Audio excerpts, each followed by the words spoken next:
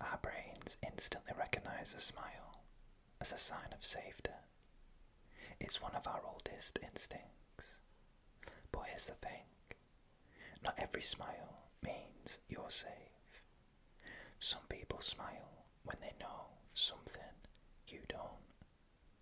Something that's coming. Hey, hello, welcome to ASMRk. How's everything going? I hope you're doing good. As always, I'm going to be whispering some scary Reddit stories for you. I hope you enjoy them. Just a note, the last story today is an update to the story before it, so you'll have to listen to both, so that it makes sense. Anyway, let's get straight into it. I live alone in a quiet town, just past the edge of the neighbourhoods where the streetlights start to thin out. I work from home, so I'm home a lot. Last fall, after a string of small break-ins, mostly sheds, garden tools, unlocked cars, I decided to put up a few security cameras. Nothing fancy, just motion-triggered ones that alert me if something passes through the backyard or driveway. For a few months, they caught nothing interesting. A fox, some raccoons, wind blowing through branches. Then one night, early February, I got an alert around 2:20 AM. I remember the exact time because it woke me up. I squinted at my phone, opened the app, and there she was, a woman. She came into frame slowly from the far corner of the backyard, where the woods press against the edge of the fence. Barefoot, wearing this long, oversized sweater that hung almost to her knees. Pale legs, no pants or shoes. Her head was tilted down, chin tucked to her chest, and she walked like she was sleepwalking, slow and steady, arms pulled tight to her sides. She passed directly in front of the camera, just a few feet from the back door, and then disappeared off the edge of the frame. No knocking, no sound, no attempt to open the door. I jumped out of bed, heart thudding, and ran to check the door. Still locked, everything secure. No sign of anyone outside. By the time I got the porch light on, the yard was completely empty. I told myself maybe it was a wanderer or a neighbour's relative wandering through. But she wasn't dressed for the weather, and there was no footprints in the frost the next morning. It happened again the next night, 2:20, on the dot. Same motion alert, same woman, same sweater, still barefoot. But this time, she stopped at the back door. Didn't try to open it, just stood there like she was listening to something inside. She raised one hand slowly, almost like she was going to knock, and then the footage cut out. Just a frozen image, then black. When it resumed, she was gone. I started staying up on purpose. Some nights she didn't come. Other nights the alert would go off at exactly 2:20 AM, and I'd catch her again, walking the same route, pausing near the same spot. One night she stared directly at the camera. Not at the house, not at the door, at the lens, like she knew I was watching her.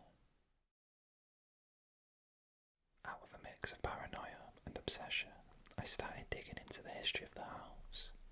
The previous owner had been a woman named Alison. She lived alone. According to what I could find, she was a marine biologist who commuted into the city, often worked nights. There wasn't much online about her, but I did find a small local Facebook group that mentioned she went missing years ago. Just stopped showing up to work.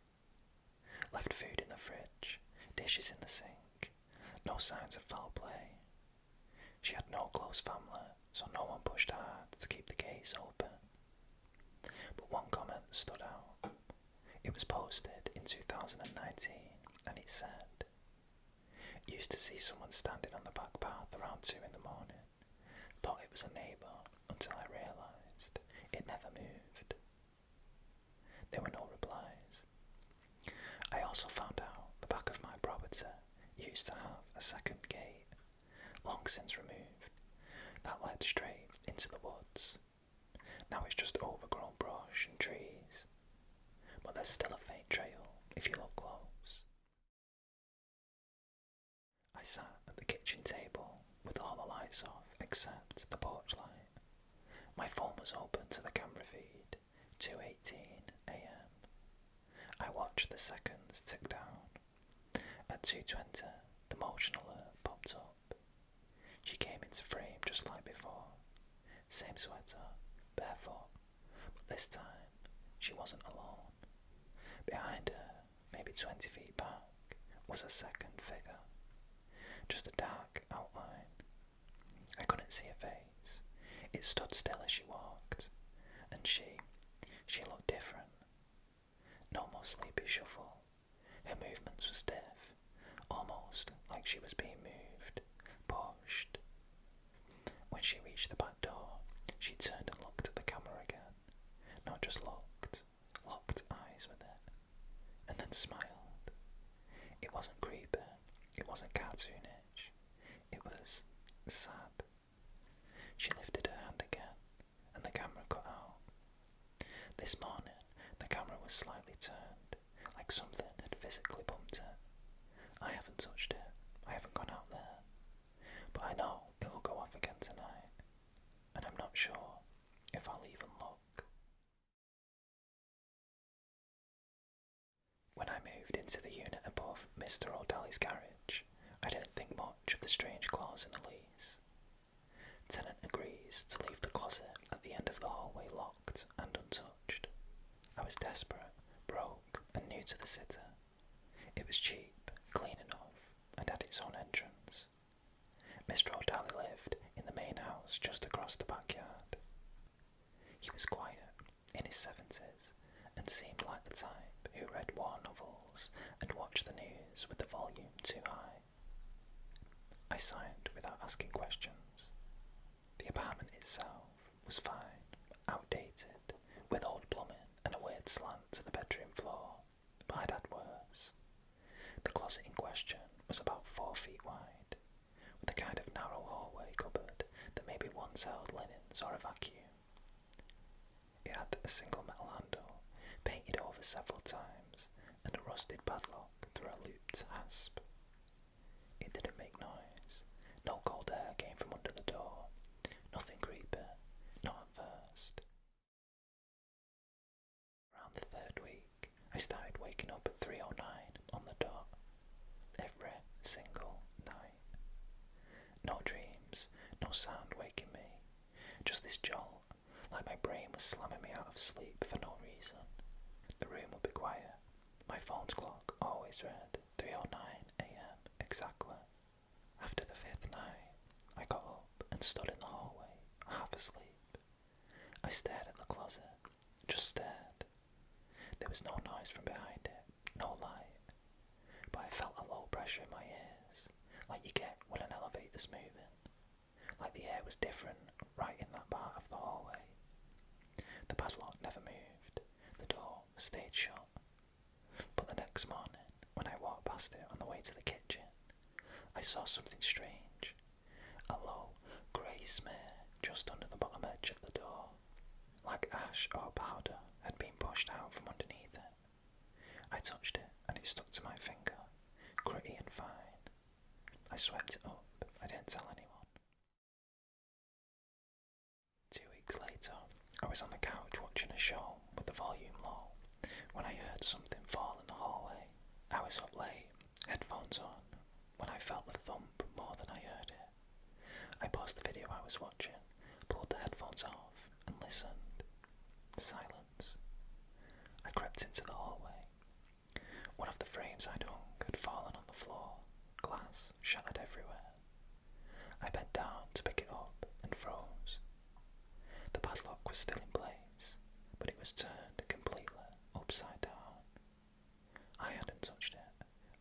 certain. That night, I knocked on Mr. O'Daly's back door. He didn't answer right away, but when he opened the door, he looked like he hadn't slept in days. His eyes were glassy, and his jaw was trembling a little. "You went near it, didn't you?" he asked, before I could even say anything. "I haven't touched it," I said, "but something's not right." He sighed and motioned for me to sit down on the porch steps. "I sealed that closet myself in 1986, he said. "It was my son's room back then. After what happened to him, I kept it locked, covered it. That room doesn't belong here anymore." I asked what he meant. He just shook his head. "There's a reason I don't rent to people longer than a year. The house doesn't like it when people stay too long. It starts remembering." He told me not to try anything, not to try and pry it open, not to knock, just to ignore it, pretend it isn't there. I moved out the next week, but I couldn't stop thinking about it. It was my final night in that apartment. The movers were coming in the morning. Most of my stuff was already boxed and stacked by the door. I went to bed early, but of course, I woke up. 3:09 a.m. Only this time, it wasn't just the stillness that woke me. It was the sound of breathing. Not heavy, not close, but rhythmic, steady, coming from the hallway. I sat up in bed and listened. The sound went on for several minutes, just long, shallow inhales and out. Inhale, exhale. As though someone was crouched on the floor just outside the bedroom, taking slow, measured breaths through their nose. Hey, sorry to interrupt the stories. They will continue shortly. This is just a quick message. If you are enjoying the stories, please do consider subscribing for more. There'll be 2 new videos every week containing scary stories, all whispered. Anyway, let's get back to these stories. I didn't even know my uncle that well. He was my dad's older brother, and I met him a handful of times growing up. Always brief, awkward visits. He never came to holidays or birthdays. The kind of man who existed mostly as a name in old stories your dad tells when he's drinking. Then 3 months ago, my dad got a call saying his brother had passed. No funeral, no service. He'd been living alone in a small town in western Pennsylvania. My dad didn't want anything to do with the estate, but since I was in between apartments, job hopping, and generally drifting, he gave me the keys and said, "It's yours if you want it. Just clean the place up, sell it, live in it, I don't care." So I drove up there, didn't even bring much. A couple of bags of clothes, my laptop, a few boxes. Figured I'd crash for a while, maybe flip the place, maybe rent it out. It was a weird house, half log cabin, half modern remodel. I thought it would just be dusty. I wasn't expecting anything left behind. The layout was strange. The whole downstairs felt normal enough. Open living room, dusty kitchen, a bunch of furniture covered in sheets. But the upstairs was wrong. It was a narrow staircase, steeper than it should have been, and it led to one room. Just one. The door was shut, with a sliding bolt on the outside. That was the first red flag. I unbolted it, slowly, and pushed it open. Inside was a single bed frame, no mattress, under the slanted ceiling. A rusted radiator, no lights, no windows, except a tiny one you couldn't open. I stood there for maybe a full minute before something hit me. The smell. It wasn't raw, not quite. It was more like old water, mould maybe, but dry mould, like something tried to rot and gave up halfway. I left the door open that day, just to air it out. That night, when I got up to use the bathroom, it it was shut again, and the bolt was locked. I hadn't touched it. Things didn't start flying off shelves or anything. It was smaller than that, subtler, but worse in a way. It was like the house wanted me to notice it slowly. The faucet in the upstairs bathroom would turn itself on, but only a drip, just enough to register when everything else was quiet. My laptop kept opening the same photo file on its own, a black square. I thought it was corrupted, but when I brightened it in Photoshop, I realised it was a picture of the ceiling in the upstairs room, taken from the bed frame angle. I never took that photo. I unplugged the modem. It opened anyway. I stopped going up to the second floor. Every time I walked by the base of the stairs, I'd feel this pressure on the right side of my head, just enough to make my right eye water. But the final straw was the recordings. One night, I was watching a movie in the living room when the TV glitched out. For half a second, it played what I thought was a home video.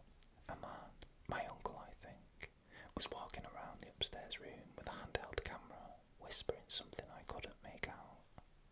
The footage only lasted 3 seconds before the screen went black. When I rewound it, it wasn't there anymore. The movie played like normal. That night, the bedroom door at the top of the stairs clicked open on its own. I did something I shouldn't have. I went upstairs again, middle of the day, sun shining. I needed to prove to myself that I wasn't losing it, that there was nothing up there, that it was all in my head. The smell was stronger this time, not damp, not rotten, more like ozone, if that makes sense. Like the air was too clean but wrong, like breathing inside a light bulb. I stood in the centre of the room, said out loud, "Whatever this is, I'm not part of it, I'm just staying here." Then something moved behind me, a whisper, not in my ear, inside my head. One word. Wrong. I spun around, nothing, no person, no shadow, but the door slammed shut. When I opened it again, the bolt was latched from the outside. I haven't told anyone. I don't think it'd help. The room wasn't haunted, not in the way movies show. It was like it was a place that had grown something, a thought maybe, a presence that didn't belong to anyone, but was aware it was being ignored. And now that I'm here, it doesn't want to be ignored anymore. Last night, I bolted the door shut again. This morning, it was wide open. It's been a week since I posted. Thanks to everyone who messaged and told me to get out. I probably should have. I thought about it, even back to back one night, but I didn't leave. I'm not even sure why. Part of it's money, yeah. I don't have a place to go right now. But part of it, I guess it's curiosity, or denial. I keep thinking, if I just figure out what this thing wants, it'll stop. But it's not asking for anything. It's just doing things. The upstairs door hasn't closed since that night. I bolt it shut before bed. When I get up, it's open again. Every morning. No sound, no creaking, just wide open and waiting. A few nights ago, I tried to stay up to catch it in the act. I sat on the stairs until 2 a.m. Nothing. I went down to the kitchen for a snack. 2 minutes, and when I came back up, open. I know it wasn't open when I left. I swear it. I'd put a box against the door just in case, and it was still pressed against it, just now inside the room. I also started hearing something new. It's not a voice, it's more like a clicking sound. Faint, constant, not mechanical, not like books either. Almost like someone tapping on their teeth. Fast, always in threes, and always when I'm alone. I can hear it now, behind the drywall. I found a closet I didn't know existed. It was was hidden behind a false panel in the laundry room, tucked in a corner under the stairs. The drywall there looked weird, too clean, too square. I pulled at it and it popped right off. Inside was a 4x4 crawl space, dark, cold, nothing inside except a stack of videotapes and a tape recorder. Old stuff, 1980s style labels. Most of the tapes were blank, but one had a note on it. Day 19, sounds stronger. I didn't even realise the house had a working VCR until I found one in the garage. I plugged it in and put the tape on. The video is maybe 3 minutes long. It's my uncle, pacing in that upstairs room. He looks worse than I remember, shaky, talking into the camera, saying things like, I thought he wanted help. I thought he was confused, but he's not. It doesn't care that I'm here. It doesn't even see me. It sees something else in me.